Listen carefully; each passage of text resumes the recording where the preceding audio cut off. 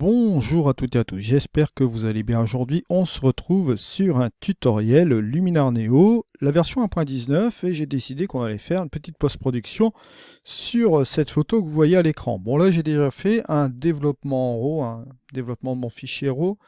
Vous voyez ici le avant et le après. J'ai fait mon petit développement ici assez rapidement. Bon, rien de très extra, hein, vous allez voir ici, j'ai baissé un petit peu mes hautes lumières, un peu mes ombres, là, comme vous voyez là.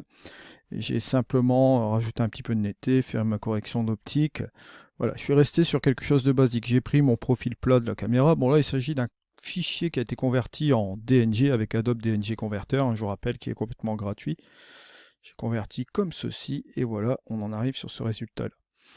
Alors ça, c'est la première étape, et je me suis dit qu'on allait utiliser les différentes fonctionnalités de Luminar Neo, la version 1.19, pour voir un peu ce que ça pourrait donner sur cette photo. Alors bon, première chose qu'on peut envisager dans cette photo, on va tout simplement fermer le développement RAW. Je vais ici tout d'abord utiliser un peu l'accent, d'accord, l'accent AI, qui va me permettre de complémenter un peu ce que j'ai fait dans mon développement RAW, comme vous le voyez ici. Ça porte un petit plus, comme vous le voyez là. Et un petit coup d'embellisseur de ciel, voilà, pourquoi pas, juste comme ceci. Je vais pas aller trop loin, je vais pas remettre un peu trop de fonctionnalités là-dessus. Je vais rester sur le basique puisque je vais utiliser les deux fonctionnalités nouvelles de Luminar Neo, la version ici amélioration de la pénombre, qui dans ce cas-ci va pouvoir m'aider à renforcer un peu ce que j'ai comme lumière ici, puis un peu les couleurs. Alors là, bien évidemment, on a toujours les presets. On a ici le doré, par exemple. On va attendre un peu. Il y a la petite roue qui tourne. Voilà, bon, on se doute que là, à hauteur de 70, 70, c'est un peu trop, d'accord. Mais on a déjà une première ébauche. Vous voyez, comme ça, bon, ça paraît quand même assez sympa. Je vais regarder un peu, bon, le mauve et l'émeraude, bon, c'est toujours des trucs qui marchent bien aussi. Bon, là, le rosé, c'est pas le truc que je vais utiliser, il y a beaucoup de boulot à faire dessus. Mais le émeraude ou le mauve, voilà, juste comme cela, bon, ça marche relativement bien. Bon, au niveau de la quantité, c'est à revoir. Et là, je vois qu'au niveau du masque, par contre, il y a quelque chose à refaire, là, vous voyez, là? Il n'est pas parfait le masque. Donc ce que je vais faire, c'est le perfectionnement du masque. Et au niveau du ciel, vous allez voir ici, je vais tout simplement avancer ce curseur. Et vous voyez que là, ici, bon, le perfectionnement du masque va beaucoup mieux. Alors là, ici, bon, vous avez plusieurs possibilités. Dans ce mauve, vous voyez qu'on a le curseur d'exposition. On peut jouer avec cette exposition, bien sûr. Et là, bon, bien évidemment, là, on a cette possibilité de revenir un peu en avant pour éclaircir un peu plus, ou bien revenir un peu plus en arrière. Je pense que ça peut être sympa. Et si je reprends le curseur de quantité, bon, on voit à quel niveau on va le mettre. Bon, ça c'est la première étape. Après on a le ciel, bon, on peut monter la température, pourquoi pas réchauffer un peu la température, et puis bon, ça va s'adapter par rapport à ce paysage. On a l'aurore aussi. L'aurore, je vous rappelle, bon là ça va partir dans plus le côté lumineux de l'image, ce qui fait que si on descend la taille ou on la monte, vous voyez, bon, on va avoir une espèce de petit dégradé comme ça dans le ciel, il reste un peu d'image. Et on peut s'amuser aussi également avec l'exposition. Là, vous voyez, juste comme cela. On peut rajouter un petit peu plus d'exposition sur cette partie un peu plus lumineuse. À nous de voir si on veut rester sur cette partie-là comme cela. Regardez déjà la petite différence avant et après. Vous voyez que c'est pas mal du tout. On a ici un truc qui est relativement intéressant dans notre photo. J'y vais quand même, on va dire prudemment. Regardez, je pourrais gonfler un petit peu plus ce curseur, comme ça, pourquoi pas. Ça peut être intéressant. Et là, ici, au niveau de la scène, regardez, on peut ici jouer avec les ombres, comme cela, les éclaircir, les dégager un peu, ou les monter un peu davantage ici, les assombrir, comme vous voyez là. Je vais partir dans l'assombrissement. Au niveau de la saturation, on peut un peu désaturer, bon, légèrement ici sur le truc. Bon, je vais laisser quand même par défaut. Ça, je vais pas y toucher, c'est pas nécessaire. Et au niveau de l'eau, forcément, ça va être les réflexions ici des réflexions des nuages, mais là je vais couper les réflexions avec mon filtre polarisant, donc forcément on n'aura pas de réflexion là-dessus. Par contre, ce que je vais faire, je vais tout simplement ici fermer l'amélioration de la pénombre, rester sur ce style de photo, et là je vais lui rajouter un petit coup de super contraste. Voilà, comme j'étais parti sur le fichier très plat, on peut éventuellement accentuer avec, regardez ici, le super contraste comme cela. juste un peu au niveau des contrastes d'ombre. Je ne vais pas toucher davantage, peut-être, allez, sur les tons moyens. Comme ça, on va intervenir un peu sur les nuages aussi. Regardez, voilà. Comme ça, c'est sympa. Et là, ce que je vais faire, je vais vous montrer un petit truc. Allez, je pense que ça va vous être utile aussi également. Ici, vous allez dupliquer ici la couche, le calque. Voilà. Sur le calque d'origine, vous allez tout simplement, bon là on va ici masquer ce calque-là, d'accord, mais sur le calque d'origine, on va aller dans les modifications, on va enlever tout ce qu'on a fait sur ce calque d'origine, sauf, bien sûr, le développement RAW, d'accord. Et là on va retrouver tous nos réglages sur le calque du dessus, d'accord. Alors pourquoi j'ai fait ça? Ben, vous vous en doutez bien. On va aller dans les outils, propriétés de la couche, toujours sur cette couche ici, ce calque, et regardez au niveau de l'opacité ce que je vais faire, boum, je vais revenir en arrière, et là, si je viens sensiblement ici avec mon curseur d'opacité, regardez ce qui se produit. Ben, je peux avoir encore un super curseur sur la photo, un curseur de niveau, hein, bien sûr, pour interagir sur l'ensemble de l'image. Alors attention, c'est pas tout, je vais me remettre quand même à 100%, je vais revenir après sur ce curseur d'opacité, puisque je vais faire quelque chose ici au niveau de la mer. Je vais utiliser l'amélioration de l'eau, tiens, pour regarder ce que ça donne. Je vais changer un petit peu la quantité ici. Je vais un peu lui donner un aspect, on va dire, un petit peu plus bleuté ou bien un peu plus de verdâtre comme ça, voilà. Je regarde un peu ce que ça donne. Voilà, parce que le bleu, bon, est un peu trop prononcé ici, mais regardez, si on y va sensiblement, sans trop exagérer, hein, regardez.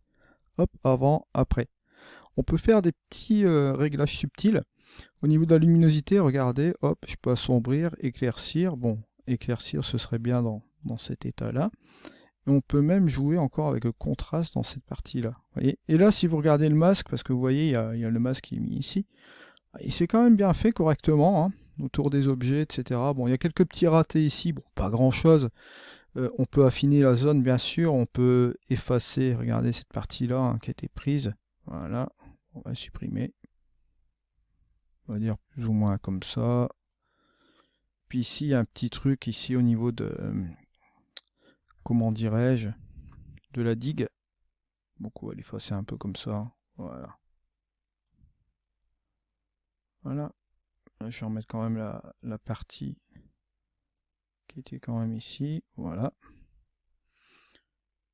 Et on peut, vous voyez, jouer sur cette partie-là. Alors pourquoi pas booster un petit peu plus, voilà, comme ça.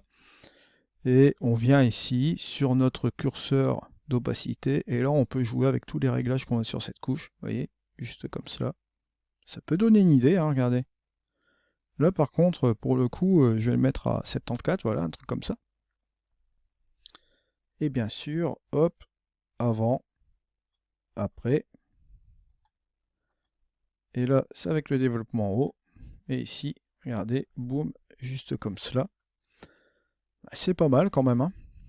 Ça marche quand même relativement bien. Donc vous voyez que, bon là je vous donne un exemple précis d'un tutoriel aujourd'hui où on peut mettre en application la pénombre et l'amélioration de l'eau dans ce contexte-là. Et bien sûr, j'ai pas appliqué la luminosité. On pourrait très bien appliquer la luminosité aussi, pourquoi pas ici. Bah tiens, je vais vous montrer tiens aujourd'hui. Mais là dans le masquage du calque, aussi également, parce que là j'ai joué avec le curseur d'opacité, mais deuxième option, boum, on va regarder ici, je vais prendre le masquage, je vais prendre la luminosité, vous allez regarder un peu ce petit truc là, ça va être assez sympa, on va cibler un peu les effets, vous allez voir.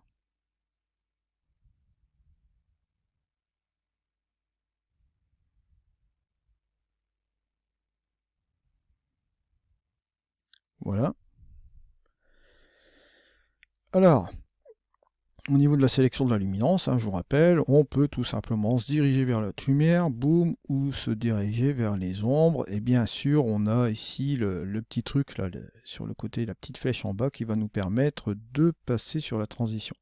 Alors moi, ce que je vous propose, c'est d'aller directement ici sur les tons moyens, comme ceci, un peu sur cette zone des tons moyens. Et là, on va prendre ces flèches qui sont ici, et on va tout simplement regarder, hop, appliquer là ici, bon je vais mettre comme cela, les transitions, juste comme cela. Ce ne sera pas un filigrane opaque, Donc ça va s'appliquer, tous les effets qu'on a dans l'onglet modification, ça va s'appliquer, vous allez voir ici, à partir des tons moyens, et vous allez avoir toutes ces phases transitoires qui partiront du point noir vers cette zone-là, et de cette zone-là vers le point blanc. Ce qui fait que ça va nous donner une perspective intéressante avec ce masque luminosité. Regardez, hop, je reviens ici en arrière. Si je viens sur mon curseur d'opacité, regardez ce qui se passe encore de nouveau. Là, on va avoir l'application du masque de luminosité ici, d'accord, sur ce curseur d'opacité. Donc on a encore un double réglage, basé principalement sur les tons moyens, puis après, bon, ça s'appliquera, ça s'estompera un peu sur l'application sur les autres zones, bien sûr. Mais vous voyez que grâce à cette luminosité, si je reprends mon masque, hein, vous allez le voir ici, bon, je vais revenir en arrière, c'est pas la luminosité que je veux, mais là c'est afficher mon masque, voilà. Voilà, si j'affiche mon masque, vous voyez que ici, le masque que j'ai appliqué tout à l'heure est toujours valide. Si vous regardez, bon, ça sera principalement appliqué vers les tons moyens hein, de toute l'image.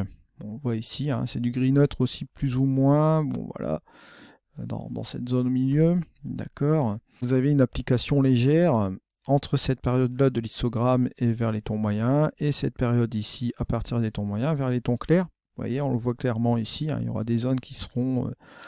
ce sera complètement affecté, on va dire, avec cette zone de luminosité, mais de manière, on va dire, partielle par rapport au ton moyen. Donc forcément, ça permet d'avoir un double contrôle. Et en plus de cela, vous pouvez contrôler ce double contrôle avec le curseur d'opacité, comme vous le voyez ici. Donc vous avez une limite assez sympa dans ce truc-là. Bon, maintenant, attention, hein, au niveau du masquage, on peut très bien effacer le masquage complet. Voilà. On peut remplir le calque complet, et là, vous voyez, vous retrouvez ici l'intégralité de vos effets sans masque de luminosité. Si j'affiche d'ailleurs, regardez, hop, là on voit le filigrane qui est un peu plus opaque, d'accord, par rapport à ce que je vous ai montré tout à l'heure. Et là l'effet se met principalement dans les ombres et tout ça. Ça dépend ce que vous voulez cibler en fait. Petit truc que je voulais vous montrer ici aujourd'hui, comme vous le voyez ici. Après, bon, toujours la même chose. Si vous voulez recadrer votre photo en mode en 16/9, vous pouvez le faire ici, voilà, on va l'appliquer. Donc voilà où on en arrive. Hein. Donc résultat de départ, voilà, avant, après, comme vous le voyez ici. Donc pas besoin d'aller chercher vraiment midi à 14 h au niveau de la photo, hein, comme vous voyez ici avec les différentes modifications. On a utilisé ces différents trucs ici, hein. Je vais revenir sur le développement RAW, l'amélioration AI, l'amélioration de la pénombre, j'ai utilisé un petit peu de super contraste, amélioration de l'eau juste comme ceci, et bien évidemment vous avez toujours au niveau de la propriété de la couche un curseur qui va vous permettre de contrôler ici le niveau de puissance aussi de tous les effets que vous avez mis préalablement dans cet onglet modification. Voilà. Je vous remercie de m'avoir suivi. On se retrouve dans une prochaine vidéo. C'était Eddy. Allez, au revoir.